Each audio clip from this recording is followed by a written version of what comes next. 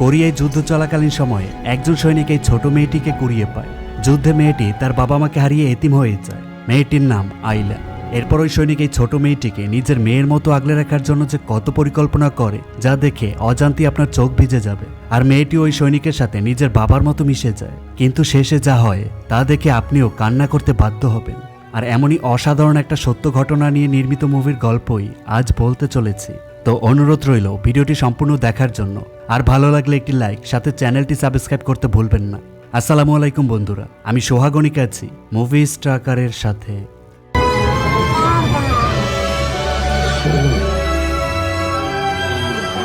মুভির শুরুতেই দক্ষিণ কোরিয়ায় একটি ছোট সুন্দর গ্রামকে দেখানো হয়। এই গ্রামেই বসবাস করত একটি পরিবার, আর তাদের একটা ছোট মেয়ে ছিল যার নাম ছিল সিউল।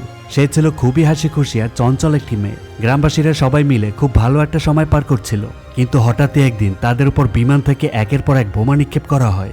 কারণ উত্তর কোরিয়া আর দক্ষিণ কোরিয়ার মধ্যে যুদ্ধটা ততক্ষণে শুরু হয়ে গিয়েছিল, যা কিনা এই নিরীহ গ্রামবাসীরা ততক্ষণে বুঝে উঠতে পারেনি। সিউলের মা সিউলকে একটা নিরাপদ জায়গায় রেখে বলে, আমি তোমাকে কিছুক্ষণের মধ্যে নিতে আসবো, তুমি এইখানে আমার জন্য অপেক্ষা করো। কিন্তু এই 7 বছরের বাচ্চা মেয়েটির ধারণা ছিল না যে এটাই তার মায়ের সাথে শেষ দেখা। এরপরেই দেখা যায় উত্তর কোরিয়ার আর্মিরা পুরো গ্রামের মানুষকে মেরে ফেলছে, আর যারা বেঁচে ছিল তাদেরকে তারা কয়েদি বানিয়ে নিয়ে যাচ্ছে। কিন্তু আর্মিরা সিউলকে খুঁজে পায় না। বাচ্চা মেয়েটি তার মায়ের জন্য এখনো অপেক্ষা করে যাচ্ছে।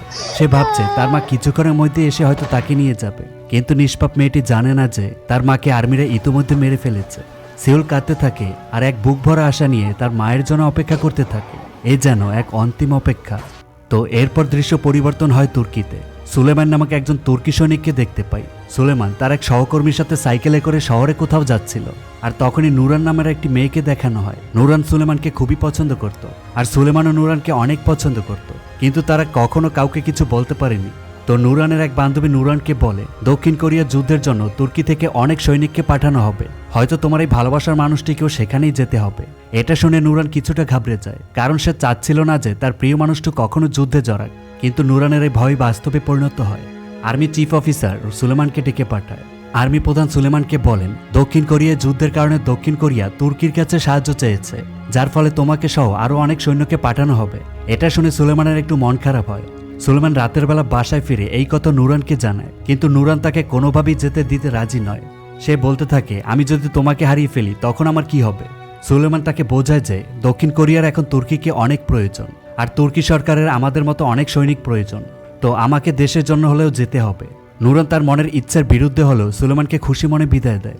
এর পরের দৃশ্যই দেখা যায় সেনাবাহিনীর জাহাজে সুলেমান তার বেস্ট ফ্রেন্ড আলীর সাথে দক্ষিণ কোরিয়ার উদ্দেশ্যে রওনা হয়ে গেছে। সুলেমান যাওয়ার পূর্বে তার বাবা মার উদ্দেশ্যে একটি চিঠি লিখে যায়, আর সেই চিঠিটি যখন তার বাবা মা পায় তাদের দুশ্চিন্তা হয় ঠিকই, কিন্তু তারা অনেক গর্ববোধ করে। সুলেমান আরও একটি চিঠি নুরানের উদ্দেশ্যেও লিখে যায়, আর সে চিঠিতেই প্রথম তার ভালোবাসার কথা নুরানকে জানায়। যাই হোক, এরপর আমরা দেখতে পাই সুলেমান খুব ভালো মনের একটা মানুষ। একদিন সুলেমান জাহাজে কিছু পিঁপড়া দেখতে পায়, কিন্তু সে সেগুলোকে মারার পরিবর্তে তাদেরকে সে নিজ হাতে খাইয়ে দেয়। এতে আমরা বুঝতে পারি যে সুলেমান লড়াই, মৃত্যু এসব কিছুই চায় না, সে মানুষের শান্তি চায়। তো বেশ কিছুদিনের ভেতরেই সুলেমানদের জাহাজটি দক্ষিণ কোরিয়ায় পৌঁছে যায়। দক্ষিণ কোরিয়ার সাধারণ মানুষজন তাদেরকে বন্দরে স্বাগতম জানায়। সুলেমান এবং তার বন্ধু আলী যখন গাড়িতে করে ক্যাম্পের দিকে যাচ্ছিল, তখন তারা চারদিকে শুধু লাশ দেখতে পায় আর মানুষের হাহাকার। তারা ক্যাম্পে পৌঁছানোর পরে একজন সৈনিক সুলেমানকে বলতে থাকে যে আমেরিকা ঘোষণা দিয়েছে যে এই যুদ্ধ খুব তাড়াতাড়ি থেমে যাবে, আর আমরা এর ফলে খুব দ্রুত বাড়ি ফিরে যেতে পারবো। কিন্তু সুলেমানদের ভাগ্য অতটা ভালো ছিল না। উত্তর কোরিয়ার একটা যুদ্ধ প্লেন তখন সুলেমানদের ক্যাম্পের উপরে আক্রমণ করে বসে, আর এর ফলে সেখানে অনেক মানুষ মারা যায়। আর সুলেমান বুঝে যায় যে এই যুদ্ধটা এত তাড়াতাড়ি থামবে না। তো পরের দৃশ্যে দেখা যায় রাতে সুলেমান তার 2জন সাথী সহ একটা জিপে করে শহর দিকে যাচ্ছিল। হঠাৎই রাস্তার পাশ থেকে শত্রুপক্ষরা তাদের গাড়ি বরাবর একটা মিসাইল ছুড়ে দেয়। তবে সুলেমান আর তার সাথীরা কোনোভাবে তাদের নিজের জীবন বাঁচিয়ে নেয়। আলী তখন খুব সাহসিকতার সাথে শত্রুপক্ষের কয়েকজনকে একাই মেরে ফেলে। তারা তখন একটি জঙ্গল পথে ঢুকে পড়ে। এরপর তারা উক্ত জঙ্গলের পথ দিয়ে সামনে এগোচ্ছে। তারা চারদিকে শুধু লাশের স্তূপ দেখতে পায়। হঠাৎই তখন সুলেমানরা সেখানে একটা বাচ্চার কান্নার আওয়াজ শুনতে পায়। সুলেমান তখন খুঁজতে খুঁজতে সেই বাচ্চাটির কাছে চলে আসে। তখন দেখা যায় এই বাচ্চাটি আর কেউই নয়, বরং সেই ছোট্ট মেয়েটি সিউল। দেখা যায় ছোট্ট সিউল তার মৃত মায়ের লাশের পাশে বসে আছে। অর্থাৎ আমরা বুঝে যাই সিউল তার মায়ের লাশটি খুঁজে পেয়েছিল, কিন্তু সে তার মাকে ছেড়ে কোথাও চলে যায়নি। অবুঝ শিশুটির কাছে তার মৃত মাই ছিল তার শেষ আশ্রয়ের জায়গা। সুলেমান সিউলের দিকে হাত বাড়ায়। সিউল কিছু না বুঝেই সুলেমানের কোলে ঝাঁপিয়ে পড়ে এবং কান্না শুরু করে দেয়। এরপরে তারা সিউলকে নিয়ে তাদের ক্যাম্পে ফিরে আসে। সুলাইমানের এক বন্ধু সুলেমানকে জিজ্ঞেস করে যে এই মেয়েটি নর্থ কোরিয়ার নাকি সাউথ কোরিয়ার। সুলেমান তখন উত্তর দেয় যে সে নর্থ কোরিয়ার না সাউথ কোরিয়ার সেটা দেখার বিষয় নয়, সে একজন নিষ্পাপ বাচ্চা, এটাই তার বড় পরিচয়, আর আমাদের দায়িত্ব হচ্ছে এই নিষ্পাপ বাচ্চাটির দেখাশোনা করা। তখন সুলেমান এই বাচ্চা মেয়েটির নাম রাখে আইলা, আর আইলা মানে হচ্ছে চাঁদের টুকরো। আর আইলা আসলেই পৃথিবীর বুকে একটা চাঁদের টুকরোর মতোই ছিল, খুবই ফুটফুটি একটি বাচ্চা। যাই হোক, এরপরই দৃশ্য পরিবর্তন হয় আর আমরা দেখতে পাই জেনারেল সৈনিকদের ব্রিফ করছেন এবং তিনি বলছেন যে আমেরিকা এবং তুর্কি দক্ষিণ কোরিয়াকে সাপোর্ট করছে এবং চীন সাপোর্ট করছে উত্তর কোরিয়াকে। এরপর দেখা যায় আইলা এবং সুলেমানকে। আইলা এখন সুলেমানকে ছাড়া এক মুহূর্ত থাকতে চায় না। আইলা সবসময় সুলেমানের কোলে কোলে থাকে।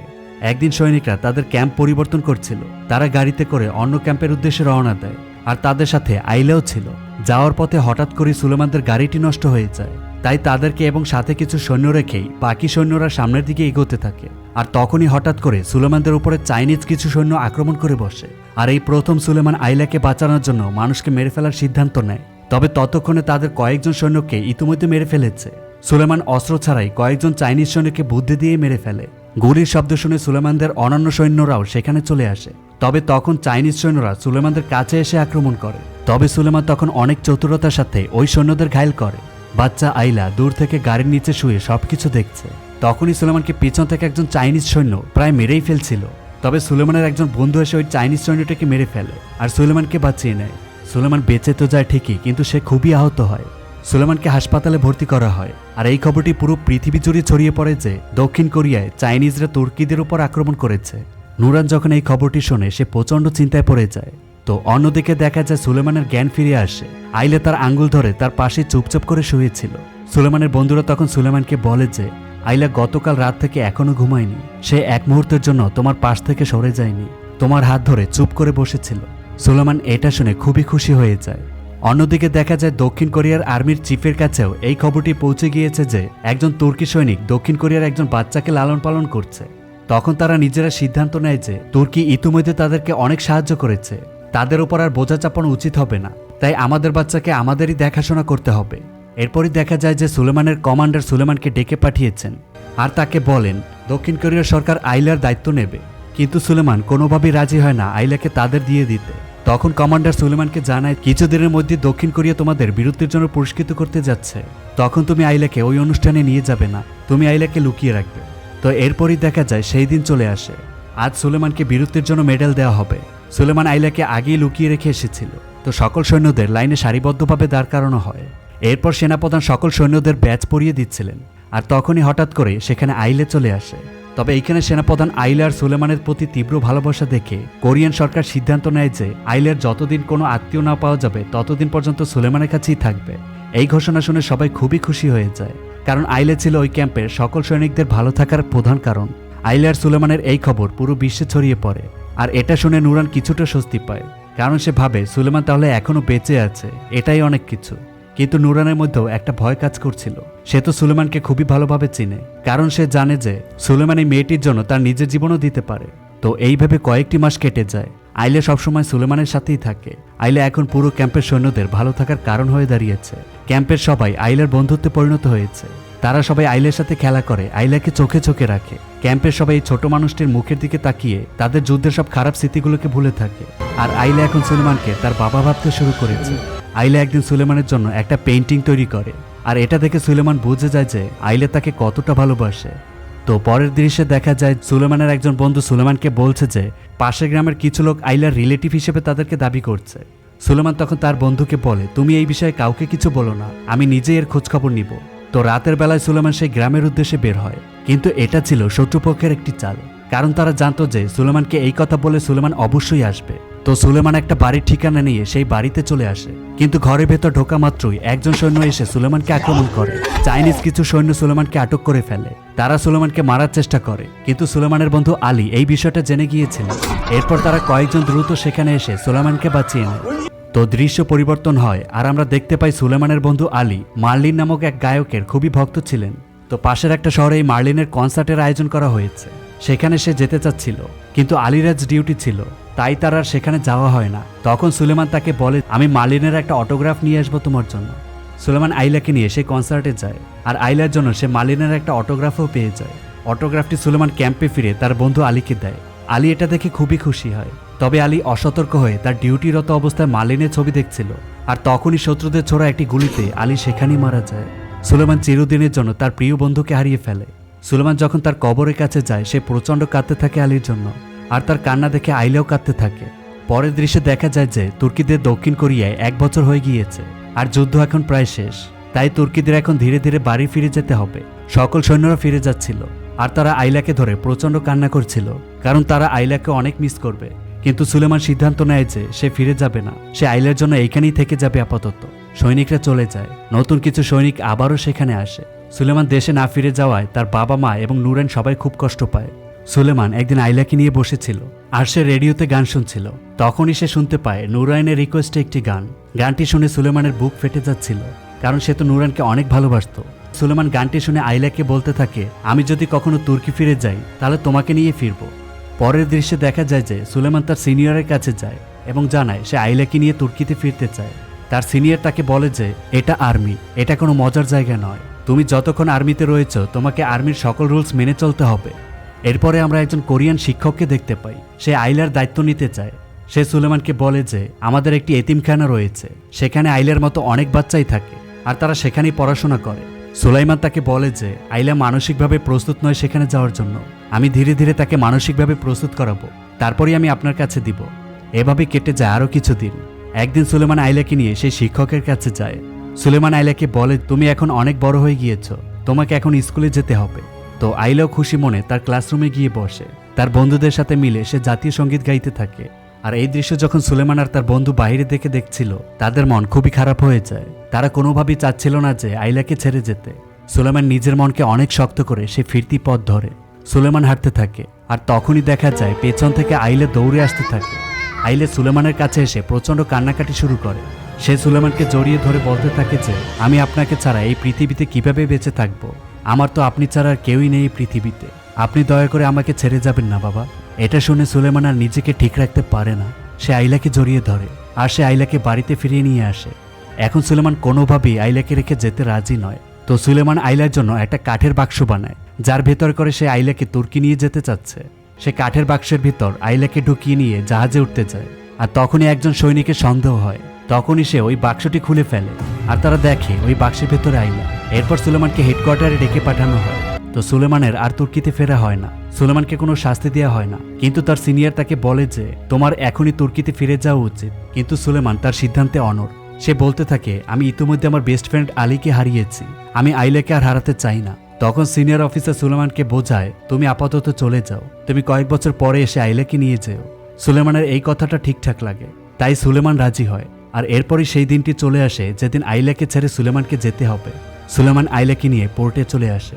সুলেমান আইলাকে বলে, আজকে আমি বাবা হিসাবে তোমাকে ওয়াদা করছি যে আমি তোমাকে একদিন না একদিন নিতে আসবই, আর এরপর থেকে আমরা চিরদিনের জন্য একসাথে থাকবো। তো আইলা ছোট মানুষ, সে তো আর ওয়াদার মানে বোঝে না। সে তো শুধু সুলেমানের সাথে থাকতে চায়, কারণ তার তো সুলেমান ছাড়া এই পৃথিবীতে আর কেউই নেই। সুলেমান আইলাকে রেখে জাহাজের উদ্দেশ্যে অশ্রু ভরা চোখ নিয়ে হাঁটতে থাকে, আর আইলা তার পিছে দাঁড়িয়ে প্রচণ্ড কান্না করতে থাকে। আর আইলার এই কান্না দেখে সত্যি কথা বলতে আমার নিজের চোখেও পানি এসেছিল, কারণ এটা তো পুরোটাই একটা সম্পূর্ণ সত্য ঘটনা। আর আইলা পৃথিবীতে এখনো বেঁচে আছে। যাই হোক, দৃশ্য পরিবর্তন হয়, চলে আসে তুর্কিতে। তুর্কিতে ফেরার পরে সুলেমান আরও একটি খারাপ খবর পায়। সে জানতে পারে যে নুরানের বিয়ে হয়ে গিয়েছে। এই খবর শুনে সুলেমান নুরানের সাথে সরাসরি দেখা করতে আসে। নুরান তখন তাকে বলে, তোমার জন্য আমি আর কতদিন অপেক্ষা করতাম, তুমি ওই ছোট মেয়েটির জন্য কবে ফিরবে তাও জানতাম না, তাই বাধ্য হয়ে আমি বিয়ে করে নিয়েছি। আর আমার পক্ষে আর কখনই তোমার জীবনে ফেরা সম্ভব নয়। এটা বলে নুরান সেখান থেকে চলে যায়। এইবার সুলেমান সিদ্ধান্ত নেয় সে আর এই শহরে থাকবে না, সে তার বাবা মার কাছে গিয়ে থাকবে। আর সে সেটাই করে, কিন্তু যাওয়ার আগে সে তার সেই বেস্ট ফ্রেন্ড লিলিকে বিয়ে করে। তো এরও কিছুদিন পরের কথা। লিলি আর সুলেমানের বিয়ের বয়স অনেক দিন হয়ে গিয়েছে, কিন্তু সুলেমান এখনো আইলার জন্য মন খারাপ করে বসে থাকে। সে এখনো আইলার পথ চেয়ে বসে থাকে। লিলি এটা দেখে সিদ্ধান্ত নেয় যে সে সুলেমানকে আইলাকে খুঁজে পাওয়ার জন্য সাহায্য করবে। তো লিলি কোরিয়ান এম্বাসিতে অনেক দৌড়দৌড়ি করে, আর একদিন কোরিয়ান এম্বাসি থেকে লিলি এবং সুলেমানকে ডেকে পাঠানো হয়। তারা যখন এম্বাসিতে যায়, তখন অ্যাম্বাসিডর তাদেরকে বোঝাতে শুরু করে যে আইলাকে খুঁজে পাওয়ার আশাটা তাদের ছেড়ে দিতে হবে, কারণ আইলাকে খুঁজে পাওয়াটা অসম্ভব, কারণ আইলার নাম তো আইলা ছিল না। আর এরই মধ্যে এটা শিওর যে আইলার নামটা এখন আর আইলা নেই ওই দেশে, কারণ আইলা তো একটা মুসলিম নাম। এটা শুনে সুলেমান খুবই হতাশ হয়ে পড়ে, কিন্তু তখন লিলি তাকে বোঝায়, তুমি এটা নিয়ে হতাশ হও না, তুমি আর আমি মিলে একদিন আইলাকে খুঁজে বের করবই। কিন্তু তারা কখনো বুঝতেই পারেনি যে তারা আইলাকে খুঁজতে খুঁজতে 47টা বছর পার করে দিবে। হ্যাঁ, এভাবেই 47টা বছর কেটে যায়। আর দেখা যায় যে এখন সুলেমান আর লিলি অনেকটা বুড়ো হয়ে গিয়েছে। দৃশ্য পরিবর্তন হয়ে চলে যায় আরও 5 বছর পরে, অর্থাৎ 2002 সাল। তখন ফিফা ওয়ার্ল্ড কাপ হচ্ছিল, আর তখন সাউথ কোরিয়া এবং জাপানের মধ্যে একটা খেলা হচ্ছিল। সুলেমান সেই খেলা টিভিতে দেখছিল। সে টিভির মধ্যেও গ্যালারিতে আইলাকে খুঁজতে থাকে। আর এই দৃশ্য যখন সুলেমানের সত্যিকারের মেয়ে দেখছিল, তখন তার মন খুবই খারাপ হয়ে যায়, কারণ সে চায় তার বাবা যেন এখন আর ওই বাচ্চা মেয়েটিকে না খুঁজুক। 52টা বছর চলে গিয়েছে, এখন সে তার পরিবারকে সময় দিক। কিন্তু বৃদ্ধ সুলেমানের চোখের সামনে তো সেই বাচ্চা মেয়ে আইলার মুখটি বারবার ভেসে ওঠে। সে সবসময় চিন্তা করতে থাকে আইলা এখন কেমন আছে, কোথায় আছে, বেঁচে আছে কিনা। আর এর মধ্যে একজন রিপোর্টারের ফোন আসে লিলির কাছে। সেই রিপোর্টার তাদেরকে জানায় যে সে আইলার জীবন নিয়ে একটা মুভি করতে চায়, আর সে আইলাকে খুঁজে পাওয়ার জন্য সুলেমানকে সাহায্য করবে। এটা শুনে সুলেমান এবং লিলি খুবই খুশি হয়ে যায়। তারা ওই রিপোর্টারের সাথে দেখা করতে যায়। সুলেমান ওই রিপোর্টারকে তার জীবনের সকল ঘটনা খুলে বলেন। কিছুদিন পর রিপোর্টার সুলেমানকে বলে, আমরা আইলার ছোটবেলার কিছু তথ্য খুঁজে পেয়েছি, তার কিছু বন্ধুকে আমরা খুঁজে পেয়েছি, কিন্তু আইলাকে আমরা এখনো খুঁজে পাইনি। সুলেমানের চোখে পানি চলে আসে। আর এভাবেই কেটে যায় আরও কিছুদিন। একদিন ওই রিপোর্টারের কাছে একজন ভদ্রমহিলার কল আসে। সে নিজেকে আইলে বলে দাবি করছে। রিপোর্টার এই কথা কাউকে কিছু না বলে সে তখনই সেই মহিলার সাথে দেখা করতে যান। রিপোর্টার ওই মহিলার কাছে আইলার ছোটবেলার কিছু ছবি দেয়, আর তখনই ওই মহিলার ছবিগুলো দেখে কান্না করতে করতে বলে, আমার বাবা কোথায়। আর আমরা তখনই বুঝে যাই যে এ আর কেউই নয়, এই হচ্ছে সেই ছোট আইলা। আর এরপরই চলে আসে এই মুভির সবথেকে ইমোশনাল একটা দৃশ্য। সাল তখন 2010। সুলেমান ঠিক 60 বছর পরে আবারও কোরিয়াতে আসে। সুলেমান বলতে থাকে, কোরিয়া এখন অনেক বদলে গিয়েছে, আমি জানি না আমার বাচ্চা মেয়েটি এইখানে কিভাবে বড় হয়েছে। আর এরপরই দেখা যায় সুলেমান একটি পার্কে গিয়েছে আইলার সাথে দেখা করতে। আর পরিশেষে সেই সময় চলে আসে। সুলেমান আইলাকে দূর থেকে দেখতেই চিনে ফেলে। আইলা এবং সুলেমান দুজনকে জড়িয়ে ধরে প্রচণ্ড কান্না করতে থাকে। এই কান্না যতটা না কষ্টের, তার থেকেও বেশি অনেকটাই সুখের। একজন বাবা তার মেয়েকে 60 বছর আগে কথা দিয়েছিল যে সে তাকে ফিরিয়ে নিয়ে যাবে। 60 বছর কেটে গিয়েছে ঠিকই, কিন্তু বাবা তার কথা রেখেছে। আর এটাই হলো সত্যিকারের আইলা এবং সুলেমানের একটা ভিডিও, যা 2010 সালে করা হয়েছিল। আর এইভাবেই ভালোবাসার এক অন্তিম দৃশ্যের মধ্য দিয়ে শেষ হয় আজকের মুভিটি। আচ্ছা, মুভিটি আপনাদের কাছে কেমন লাগলো কমেন্টে জানিয়ে দিন। পরবর্তীতে কি ধরনের মুভি দেখতে চান সেটাও জানাবেন। আর ভালো লাগলে একটি লাইক, সাথে চ্যানেলটি সাবস্ক্রাইব করতে ভুলবেন না। তারপর কেমন আছেন সবাই? খুব ভালো, তাই না? কথা হবে সামনের ভিডিওতে, যা খুব শীঘ্রই আসতে চলেছে। ততদিন সবাই ভালো থাকবেন, সুস্থ থাকবেন। আজ এ পর্যন্তই। আল্লাহ হাফেজ।